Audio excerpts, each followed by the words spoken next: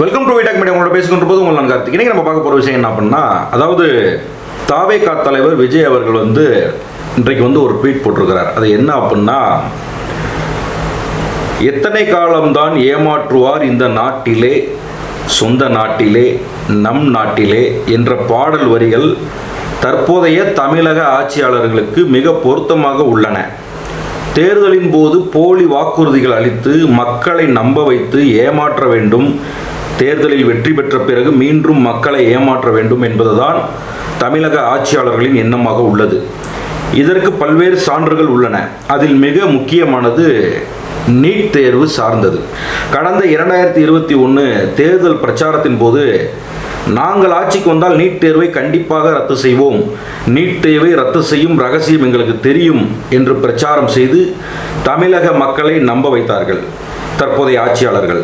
ஆனால் தற்போது நீட் தேர்வை ரத்து செய்யும் அதிகாரம் ஒன்றிய அரசுக்குத்தான் உள்ளது, மாநில அரசால் ரத்து செய்ய முடியாது என்று தெரிவித்திருப்பது வாக்களித்த மக்களை ஏமாற்றும் செயல் அல்லவா? எந்த பொய்யையும் சொல்லி தமிழக மக்களை ஏமாற்றி விடலாம் என்று கனவு காணும் தமிழக ஆட்சியாளர்களின் எண்ணம் இனி வரும் காலங்களில் ஈடேறப் போவதில்லை அப்படின்னு 11:50க்கு அவரோட எக்ஸ் தளத்தில் ட்வீட் போட்டிருக்காரு தாவேகா தலைவர் விஜய் அவர்கள். இதே விஜய் அவர்கள் தான் என்ன பேசினார் தெரியுங்களா? இந்த மாநாடு அறிவிப்பதற்கு முன்னாலேயே இந்த பள்ளி மாணவியர்களுக்கு, அதாவது இந்த +2 தேர்விலே 10th +2ல் ஃபஸ்ட்டு மார்க் எடுத்தவங்களுக்கு, ஃபஸ்ட்டு 3 ரேங்க்குள்ள எடுத்தவங்களுக்கு பாராட்டி பரிசு கொடுத்தார் இளைய தளபதி விஜய் அவர்கள். ஸோ சில அவரோட வருகை என்னன்னா, இந்த மாதிரி மாணவர்களுக்கு பண்ணுறது அது பெரிய ஒரு அப்ரிசியேஷனாக இருக்கும் மாணவர்களுக்கு அப்படின்ட்டு எல்லாரோலையும் அது கொண்டாடப்பட்டது. பரவாயில்லையப்பா, விஜய் இப்படி கூப்பிட்டு இப்படிலாம் பண்ணுறாரு செய்கிறாரு அப்படின்ட்டு. இது வரைக்கும் மற்ற எந்த கட்சியும் அந்த மாதிரி பண்ணதில்லைன்னு நினைக்கிறேன். அதாவது என்ன அப்படின்னா, பெரிய பெரிய கட்சிகளை தாண்டி, உதாரணத்துக்கு இப்போ நாம் தமிழர், என்னடா அது நாம் தமிழர் சொல்கிறேன்னு நினைக்க வேண்டாம். இப்போ நாம் தமிழர் 15 வருஷ அரசியல் காலத்தில் இருக்காங்க. 15 வருஷமாக திரள் நிதி வசூல் பண்ணிக்கிட்டு அண்ணன் சீமான் அவர்கள் அவருடைய சார்ந்த ஒரு 4 அல்லக்கைகளை மட்டும், அவர் குடும்பத்தை மட்டுமே இந்த திரள் நிதியிலே இது மாதிரி பாதுகாத்து கொண்டிருந்தார். நல்லாக ஓரளவுக்கு இருந்திருந்தார். அது ஒரு பக்கம் இருக்கட்டும். இப்போ சீமான் டாபிக்குள்ளே வேண்டாம். விஜய் அவர்கள் என்ன சொல்லியிருக்கார் அப்படின்னா, அந்த மீட்டிங்கில் என்ன பேசியிருக்காருன்றதை நீங்களே கேளுங்க. அந்த நீட் தேர்வுக்கு மேலே இருக்கிற அந்த நம்பகத்தன்மையை மக்கள் மத்தியில் சுத்தமாக போயிடுச்சு. இதுவே நாடு முழுக்க அந்த நீட் தேர்வே தேவையில்லை அப்படிங்கிறத இந்த செய்திகள் மூலமா நாம் எல்லாருமே புரிஞ்சுக்கிட்ட ஒரு விஷயம். சரி, இதுக்கு என்னதான் தீர்வு அப்படின்னா, நீட்டு விலக்கு தான் இதுக்கு உடனடி தீர்வு. நீட்டு ரத்து கோரி தமிழக சட்டமன்றம் கொண்டு வந்திருக்கிற அந்த தீர்மானத்தை நான் மனப்பூர்வமாக வரவேற்கிறேன். இதுக்கு அந்த ஒன்றிய அரசு அந்த காலதாமதம்லாம் எதுவும் செய்யாம தமிழ்நாட்டு மக்கள் அவங்களுடைய அதாவது தமிழ்நாடு அரசு இயற்றி இருக்கிற இந்த மசோதாவை மனப்பூர்வமாக வரவேற்கிறேன். இந்த சட்ட போராட்டங்களை நான் மனப்பூர்வமாக வரவேற்கிறேன். இதற்கெல்லாம் ஒன்றிய அரசு காலம் தாழ்த்தாமல் தமிழக மக்களுடைய உணர்வுகளை புரிந்து கொண்டு நீட் தேர்வுக்கு விலக்கு அளிக்கும்படி இதே தாவேகா தலைவர் விஜய் அவர்கள் தான் இந்த மாநாடெல்லாம் அறிவித்து இருக்கிறதுக்கு முன்னாடி மேடையிலே மாணவர்கள் மத்தியில் பேசி கொண்டிருக்கிறார். ஸோ இப்படி உள்ள விஜய் அரசியல் நோக்கத்திற்காக இப்போ வேற ஒன்றும் இல்லை. தமிழ்நாடு சட்டசபையில் இப்போ சட்டமன்ற கூட்டத்தொடர் நடந்துகிட்டு இருக்கு. ஸோ இப்படி கூட்டத்தொடர் நடந்துகிட்டு இருக்கும்போது எதிர்க்கட்சிகள் கேள்வி எழுப்புகின்றனர். அந்த நீட் தேர்வு ரகசியம் என்ன அப்படின்றது போல திமுக ஆட்சியாளர்கள் சொல்றது தான் பிரச்சாரத்தில். ஆனால் அதுக்காக எதுவும் ஒரு துரும்பை கூடவா கிள்ளி போடாமல் இருக்காங்க. எவ்வளவோ சட்ட போராட்டங்கள் முன்னெடுத்து முடிந்த அளவுக்கு முட்டிக்கிட்டு இருக்காங்க. என்னதான் இருந்தாலும் பொதுவாகவே தேசிய வழி கல்விக் கொள்கை, மும்மொழி கல்விக் கொள்கையை ஏற்றுக்கோங்க, நீங்கள் ஏற்றுக்கிட்டா தான் நான் உங்களுக்கு நிதியை கொடுப்போம் அப்படின்னு சொல்லிட்டு நம்மளுக்கு வர்ற நிதியை வச்சுக்கிட்டு பிளாக்மெயில் பண்ணிக்கிட்டு தரமாட்டேங்கிறாங்க. இப்படி இருக்கிற பட்சத்தில் இதை எழுப்பியவனும் இங்கே உள்ள கட்சிக்காரனோ இல்லை புதுசாக வர்றவங்கள எவனுமே கேள்வி எழுப்புறது இல்லை. அதை மட்டும் ஆளும் அரசாங்கம் பார்த்துக்கிட்டே இருக்கணும்.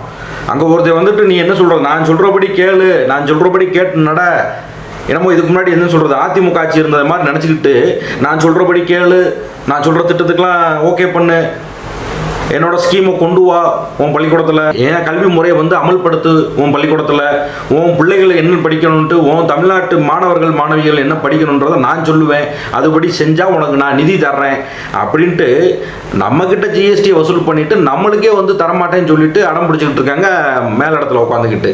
இதை கேள்வி கேட்க இங்கே எந்த அரசியல்வாதிகளுக்கும் துப்பு இல்லை. சட்ட போராட்டம் ஒரு பக்கம் போய்கிட்டு இருக்குது, அதான் நீதிமன்றத்தில் இருக்குல்ல, சட்ட போராட்டம் போய்கிட்டு இருக்குது. கையெழுத்து வாங்கி குடியரசுத் தலைவருக்கு அனுப்புனது எவ்வளோ நீட்டுக்கு எதிராக வந்து எவ்வளோ கொந்தளிச்சு, எவ்வளோ மரணங்கள், எவ்வளோ தியாகங்கள், அப்படியெல்லாம் அதுக்கு மத்தியில் வந்து இந்த அரசானது வந்து எவ்வளோ நேர்த்தியாக இந்த நீட்டுக்கு எதிராக பேன் பண்ணியே ஆகணும் அப்படின்ட்டு எவ்வளோ முனைப்போடு செயல்பட்டுக்கிட்டு இருக்குது. ஏன் அதே மாதிரி நீட்டு வேண்டாம்னு சொல்லிட்டு எங்கள் வீதிக்கு வந்து போராடுங்க பார்ப்போம். இவ்வளோ பேசுகிறீங்கல்ல, கொள்கை வழிகாட்டி கொள்கை தலைவராக பெரியாரை ஏற்றுக்கொண்டு அறிவித்து விட்டு அந்த பெரியாரை ஒருத்தர் தன்னால் பெரியார் பெரியார்னு அணைத்திக்கிட்டு இருந்த ஒருத்தர் என்ன சொல்கிற தற்கூரித்தனமாக பேசி தமிழ்நாட்டோட அமைதிக்கு குந்தகம் விளைவிக்கிற மாதிரி ஒரு கிறுக்கு பைய பேசிக்கிட்டு இருந்தா அதை கண்டிக்க துப்பு இல்லை. அதை கண்டித்து ஒரு அறிக்கை விட துப்பு இல்லை. இப்போ 4 நாள் 5 நாள் கழித்து வந்து உட்காந்துக்கிட்டு செஞ்சுக்கிட்டு சட்டமன்றத்தில் நீட் தேர்வை வந்து அவங்க என்ன சொல்லிட்டாங்க, முடிந்த அளவுக்கு தமிழ்நாடு அரசு எவ்வளோ தூரம் வந்து அழுத்தம் கொடுக்க முடியுமோ சட்ட போராட்டம் நடத்தி கொண்டு தான் இருக்கிறது. இதற்கு செவி சாய்க்க வேண்டியது, செவி சாய்க்க வைக்க வேண்டியது அடுத்த நீதிமன்ற கையில் தான் இருக்குது. ஸோ அப்படி இருக்கிறப்போ வந்து ஒன்றிய அரசானது விடாப்பிடியே இருந்துச்சுன்னா அதுக்கு யார் பொறுப்பாக முடியும்? இவ்வளோ விஜய் சொல்கிற இவர் வந்து ஏன் வர வேண்டியதானே? இதே விஜய் அவர்கள் தான் சொல்லியிருக்காரு, தமிழ்நாடு அரசோட இந்த நடவடிக்கை வந்து மிக சிறப்பானது அப்படின்னு சொல்லிட்டு இதே விஜய் தானே வந்து மேடையில் வந்து பாராட்டியிருக்காரு.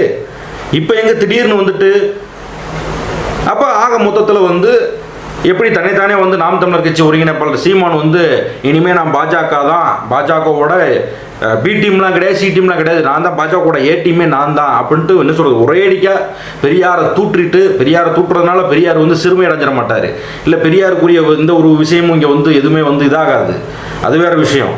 அதெல்லாம் வந்து தூசி தட்டின மாதிரி தான் வந்து, ஏன்னா பெரியார் வந்து அப்படிப்பட்ட ஒரு தலைவர்.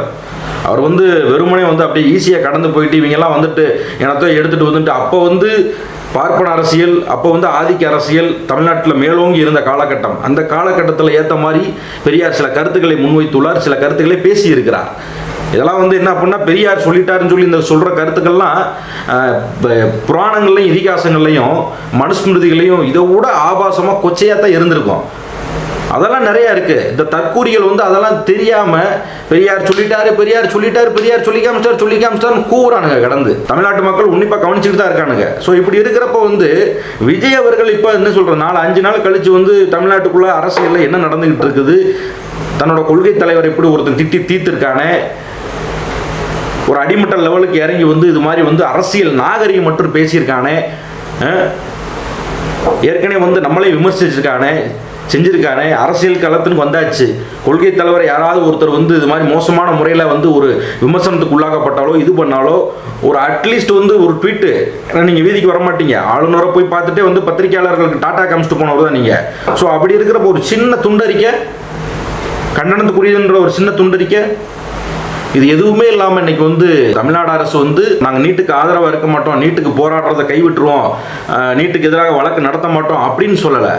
அது எல்லாமே நாங்கள் செஞ்சுக்கிட்டே இருக்கோம். அதெல்லாம் வந்து வழக்கு இருந்துக்கிட்டே இருக்குது.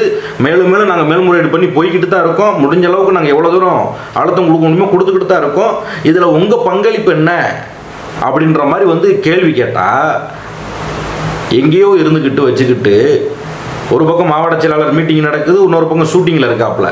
எங்கேயாவது எந்த கட்சியிலையாவது இப்படி ஒரு விஷயம் கேள்விப்பட்டிருக்கீங்களா? ஒரு கட்சியோட தலைவர் ஒரு முதல்ல மாவட்ட செயலாளர் கூட்டம் போட்டு அதில் என்ன அப்படின்னா இப்போ ரீசெண்டாக ஏதோ ஒரு ஆடியோ ஒன்று ரிலீஸ் ஆச்சு. ஏதோ விஜய்க்கு வந்து இந்த பிஆர் ஒர்க் பார்க்குறவங்க வந்து இந்த தேர்தல் வீக அமைப்பாளர்கள் வந்து யாரோ வந்து பேசினது வந்து ஏற்கனவே வந்து பொதுச் செயலாளர் புஷியானந்த் அவர்கள் மேலே வந்து ஒரு குற்றச்சாட்டை வந்து வச்சிருந்தது, நிர்வாகிகளோட பரஸ்பரமாக பேசிக்கிட்டது.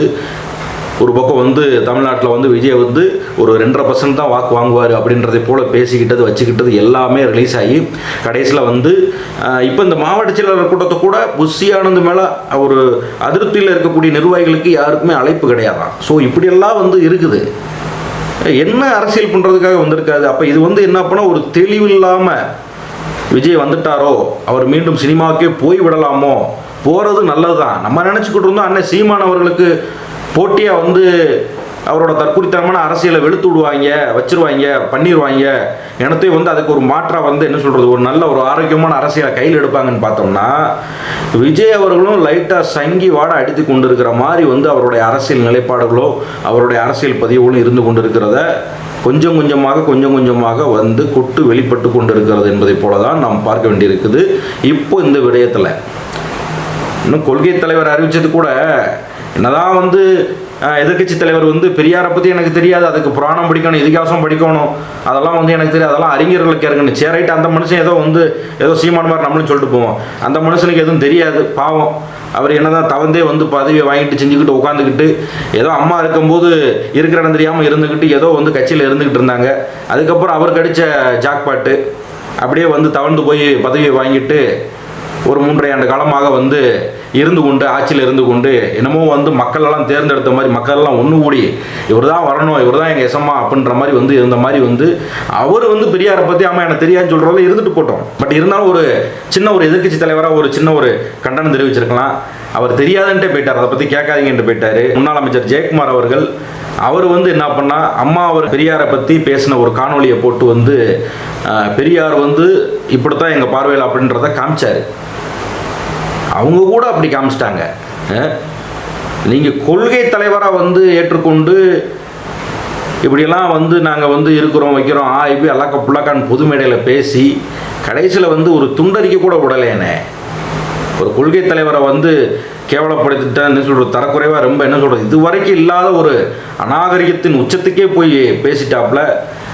எல்லாருமே கொந்தளிச்சு இன்னைக்கு முரசொலியில் போடு வெளுன்னு வெளுத்து விட்ருக்காங்க. இதெல்லாம் வந்து தெரியாமல் இன்னைக்கு அதை மடைமாற்றும் விதமாக நீட்டுத் தேர்வை ஒழிக்கிறேன்னு சொல்லி ஏமாற்றிட்டாங்க, நீட்டுத் தேர்வு ஒழிக்கிறேன்னு சொல்லி ஏமாற்றிட்டாங்க. எங்க இதே விஷயத்தை வந்து ஒன்றிய அரசை பற்றி கேளுங்களேன். ஒரு ஒன்றிய அரசுக்கு ஒரு அறிக்கை தான் விடுங்களேன், ஒரு அறிக்கை விடுங்களேன். அறிக்கை தான் விடுறேன்னு ஆகிப்போச்சு. அறிக்கை நீங்கள் விட மாட்டீங்க, நீங்கள் எங்கேயோ டான்ஸ் ஆடிட்டு இருப்பீங்க ஷூட்டிங்கில். இதெல்லாம் வந்து மக்கள் வந்து உங்கள் பார்வைக்கே விட்டுறேன். விஜயோட அந்த நடவடிக்கை குறித்து அவரை ரசிக்கிற பெருவாரியான கோடிக்கணக்கான மக்கள், சினிமா ரசிகராக நீங்கள் இருக்கும் பட்சத்தில், விஜயை ரசிக்கும் பட்சத்தில் வந்து அது வந்து உங்களுக்கு வந்து ஒரு மன சந்தோஷத்தை கொடுக்கும். ஆனால் அதே இது வந்து ஒரு அரசியல் தலைமை அப்படின்ற முறையில் பார்க்கணும் அப்படின்னா நான் உங்கள் பார்வைக்கு விட்டுறேன். பார்ப்போம், இன்னும் அடுத்த வீடியோவில் நான் உங்களை பார்க்குறேன். பாய்.